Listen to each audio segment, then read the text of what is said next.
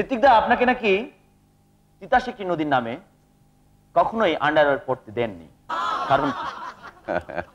আমি প্রথমে আঁঠুর উপরের ধুতি, আমার ক্যারেক্টার ছিল জেলে চরিত্র, টোটালটাই জেলে পরিবারের ঘটনা।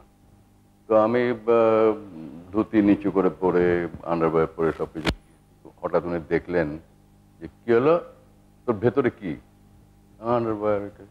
বলে জেলেরা আন্ডারওয়্যার পরে?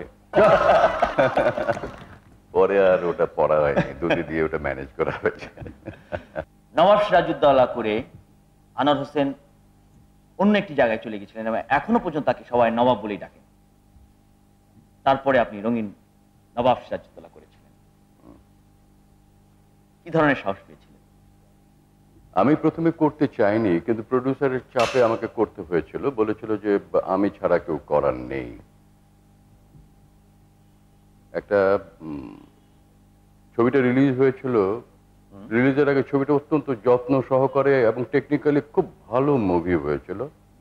কিন্তু যখন ছবিটা রিলিজ হয়, আমাদের দুর্ভাগ্য, কারো সারা দেশে কারো ছিটে ফোটাও দেশপ্রেম ছিল বলে আমার মনে হয় না। ছবিটি দর্শকরা দেখেনি, গ্রহণ করেনি। এই প্রসঙ্গে অভিনেতা সাইফুদ্দিন ভাইয়ের একটা কথা আমার মনে পড়ে। উনি বলছিলেন যে Prabir, I like you very much, আমি একটা কথা বলবো, কিছু মনে করবেন না। আমাকে ডেফিনেটলি বলবেন। আপনি সেই মুখোমুখি প্রথম ছবি থেকে আপনি ছবিতে আছেন, কাজে আপনি ডেফিনেটলি বলবেন, আপনি গুরুজন। উনি বললেন, দেখেন আনোয়ার হোসেন এই সিরাজউদ্দৌলা করে এখনো লোকের কাছে উনি নবাব। উনি বাড়ি গাড়ি সব কিছু, সম্মান প্রতিপত্তি সবকিছু পেয়েছেন এক নবাব সিরাজউদ্দৌলা করে।